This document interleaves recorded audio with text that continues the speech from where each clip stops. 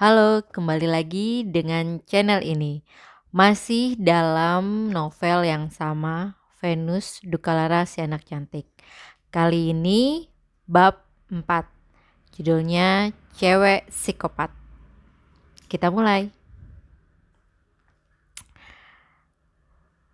Ketika aku datang keesokan harinya, Billy sudah ada di sana. Duduk di dalam kelas. Ada apa ini? Tanyaku terkejut. Sekarang kan baru jam 8:10. Aku harus datang pagi-pagi. Besialan itu gak datang lebih siang. Aku meletakkan jariku di bibir.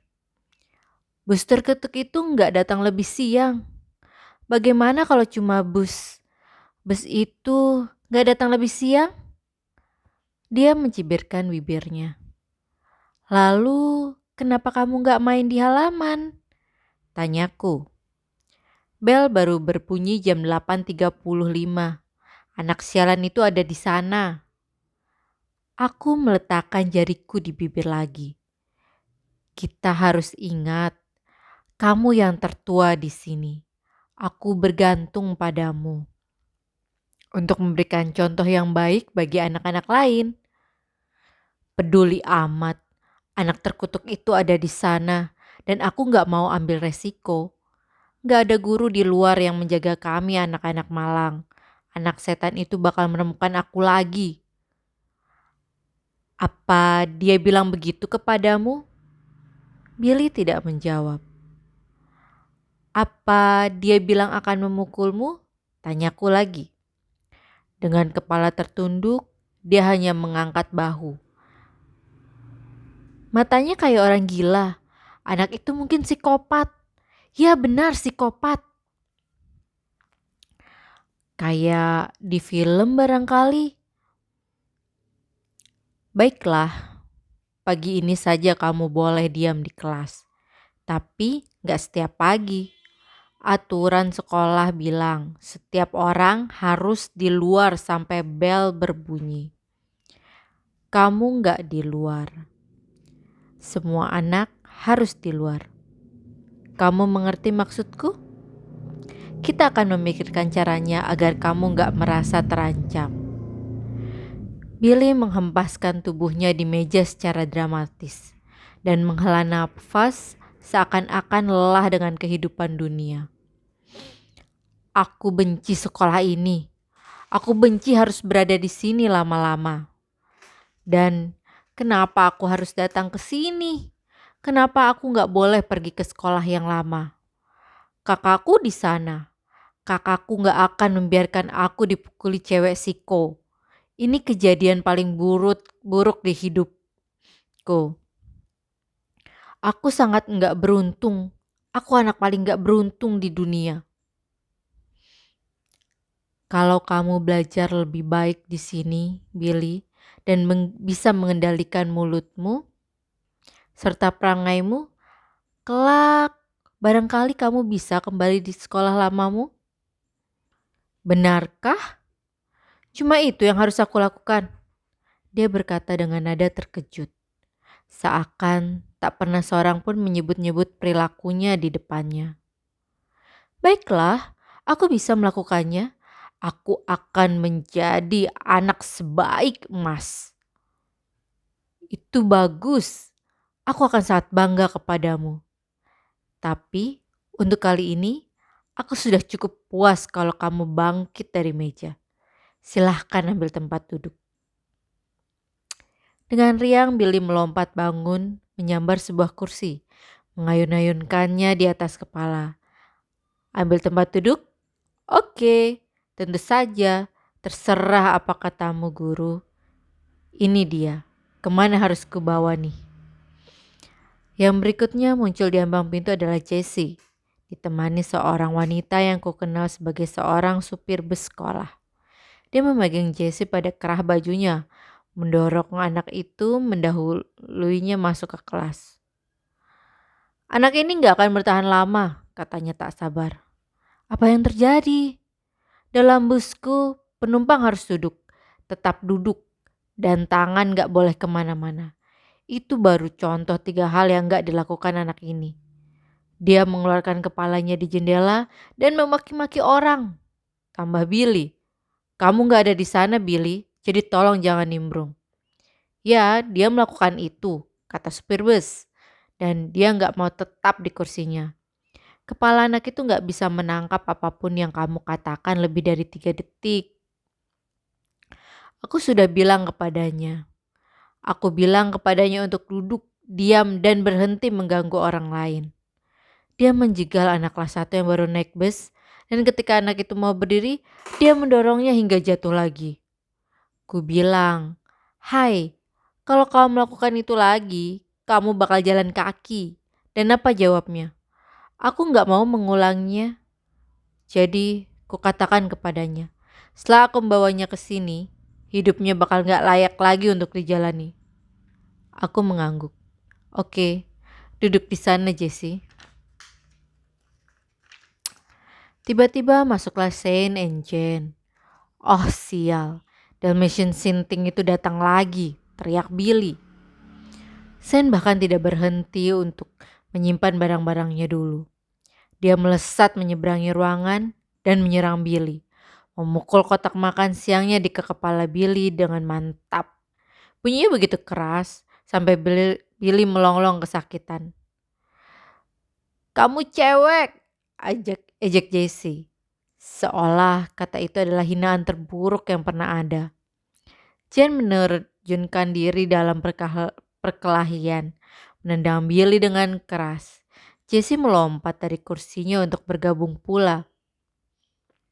Menyadari bahwa kewaspadaan lebih baik ketimbang keberanian untuk saat-saat seperti itu, supir bus itu berhenti mengeluh dan segera menyingkir. Keempat anak laki-laki itu sudah menjadi anyamanku tangan dan kaki yang saling memukul dan menendang ketika aku sampai di sana. Dan tingkat kebisingan mereka benar-benar memekakkan telinga. Aku pun harus berteriak sekeras yang lain. Melempar diriku ke tengah mereka. Aku menyambar kaki salah satu anak kembar dan menyeretnya keluar. Aku menarik lepas sepatunya karena kaki tanpa sepatu tidak begitu menyakitkan ketika menendang. Lalu kumpaskan dia duduk di kursi. "Diam di sini." Billy berikutnya. Dia menjerit setengah kesakitan, setengah marah. Aku melemparkannya ke kursi lain. "Copot sepatumu." Dia melonglong. "Lepas sepatumu," paksaku. Lalu aku menyambar anak kembar satunya lagi pada pinggang celananya dan mengangkatnya dari lantai.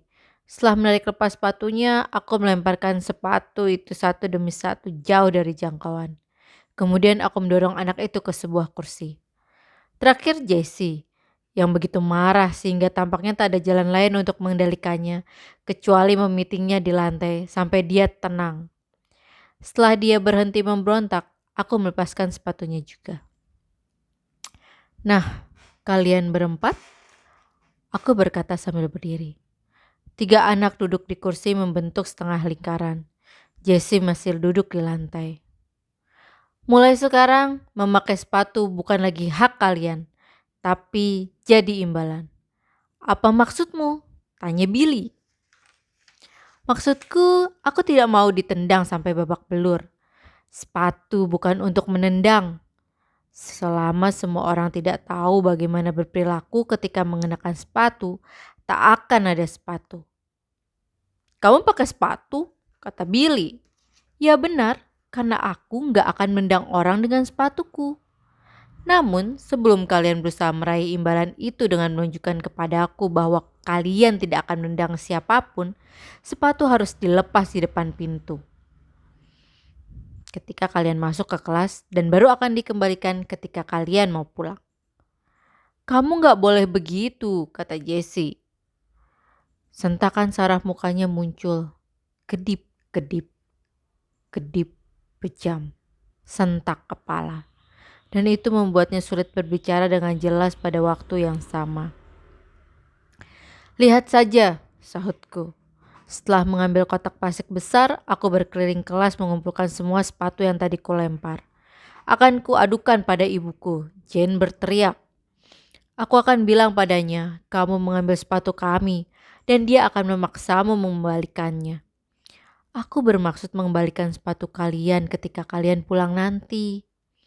Tapi di sini sepatu dilepas dan tetap dilepas. Sepatu kalian akan disimpan di kotak ini. Aku menyimpan kotak itu di atas lemari yang tinggi. Ibuku akan memaksamu mengembalikannya. Jane berteriak.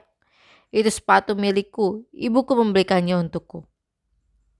Ya, sepatu itu masih milikmu dan ibumu akan tahu aku melakukan hal yang benar. Jane bangkit dari kursinya. Tidak, Jane, kamu duduk, kataku. Kamu juga, Jessie. Bangun dari lantai dan duduk di kursi itu. Jane berhenti agak lama. Jelas mempertimbangkan kemungkinan bahwa aku akan melakukan sesuatu yang tidak menyenangkan jika dia tidak menurut. Tatapanku mungkin sudah cukup, karena dia akhirnya mengenyakkan pantatnya kembali ke kursi. Jessie bangkit dan duduk di kursi yang kutunjuk. Tetapi postur tubuhnya, gerakannya, bahkan udara di sekitarnya diberati dengan kemarahan. Tak terkendali. Kutarik kursi dari meja terdekat dan duduk. Kami semua duduk. Anak-anak masih menggerutu, diam-diam, atau secara pelan, dalam posisi setengah lingkaran. 1 menit berlalu, 1 menit lagi, lalu 1 lagi. Berapa lama kita harus duduk di sini? Tanya Shane. Sampai semua orang sudah tenang. Aku sudah tenang, katanya. Memang kita akan duduk di sini sepanjang hari. Aku gak pernah marah kok, tambah Billy. Dia tuh yang di sana, si muka kedutan. Dia yang memulai. Kalau kamu mau menghukum orang, kamu hukum saja anak hitam jelek itu. Aku gak memukul kamu, Jessie membantah. Dia tuh yang memulai, katanya menunjuk Shane. Kalian brengsek semua, gerutu Billy dengan marah. Aku berharap gak masuk kelas brengsek ini. Aku malah berharap gak pernah dengar tentang kelas ini. Ya, aku juga, kata Jessie. Aku juga, kata Shane. Dan aku, tambah Jane. Nah, setidaknya semua orang sepakat tentang satu hal, kataku. Oh, gak lah, kata Billy. Soalnya kamu gak sepakat dan kamu bagian dari semua orang. Sebetulnya sih Billy, aku juga gak suka dengan kelas ini sekarang. Aku juga berharap gak pernah mendengarnya, kataku. Alis Billy mengangkat dan ekspresi keheranan yang jujur terlihat pada wajahnya. Tapi kamu harus di kelas ini kan kelasmu. Ya, tapi kelasmu juga. Tapi kamu kan gurunya. Tapi gak enak kalau begini terus kan, kataku. Aku gak suka keadaan saat ini, sama seperti kalian. Jadi apa yang harus kita lakukan? Pertanyaanku tampaknya membingungkan anak-anak itu. Shane dan Jane saling bertukar pandang bertanya-tanya. Tetapi Billy yang pernah jadi juru bicara kelas menawarkan pendapatnya tentang permasalahan ini. Barangkali kamu sudah gila. Bagaimana dengan cewek itu? Tanya Jessie. Dan untuk pertama kalinya aku teringat Venus. Dia belum datang. Bel sudah berdering ketika perkelahian masih berlangsung, sekitar 15 menit lalu. Aku bangkit dengan masih menghadap anak-anak, beringsut dengan hati-hati ke arah jendela dan melirik keluar. Seperti yang kuduga, Venus masih berada di temboknya. Apa kamu gak lihat kita sudah punya banyak masalah? Billy bertanya pada Jessie. Aku tahu. Aku tidak bisa mendekati Venus. Membalikkan badan menghadapnya saja aku tidak berani, apalagi meninggalkan ruangan. Aku hanya bisa berharap seseorang di kantor depan akan memperhatikannya dan menurunkannya dari tembok. Karena aku harus menyelesaikan masalah di kelas dulu. Aku kembali ke lingkaran dan duduk. Jadi, kataku, apa yang harus kita lakukan di sini untuk membuat kelas ini jadi lebih baik? Bagaimana dengan cewek itu? Jessie bertanya lagi. Anak itu di luar sana dan kalian di sini.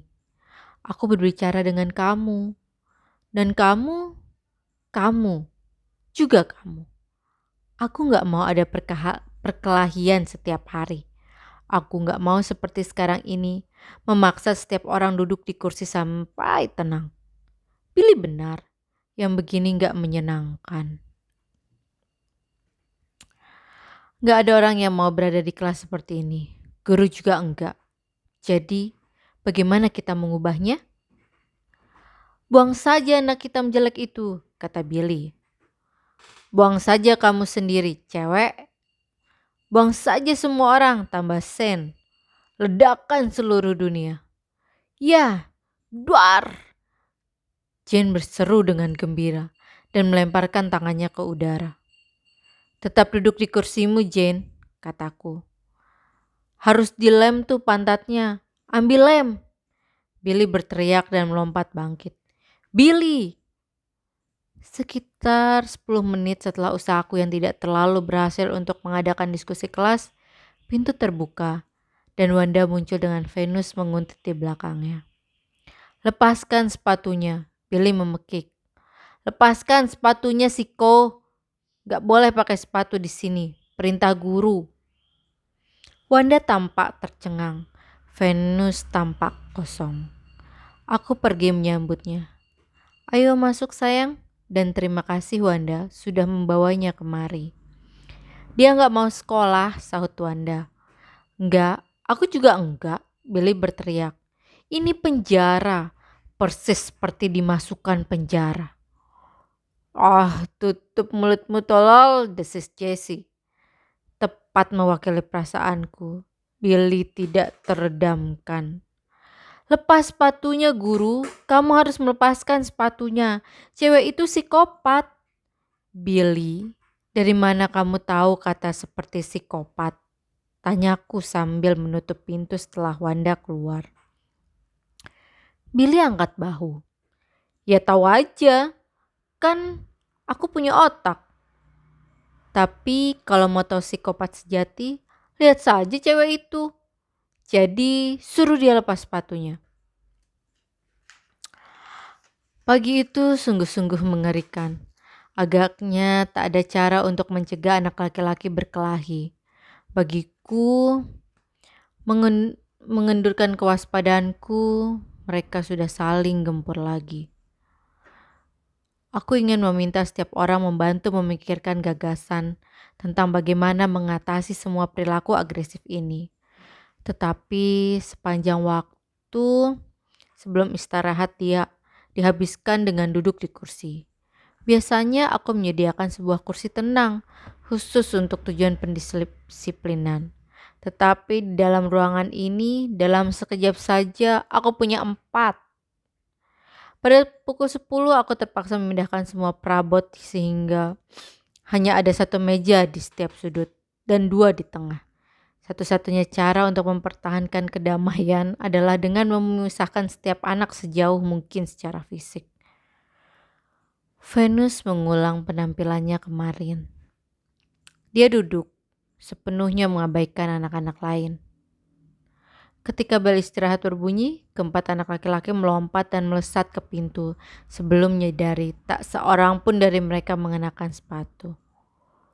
Tunggu, seru Billy. Apa yang akan kita lakukan? Aku menurunkan kotak tempat sepatu dan mulai mengeluarkannya. Kuberikan sepatu Sen kepada pemiliknya.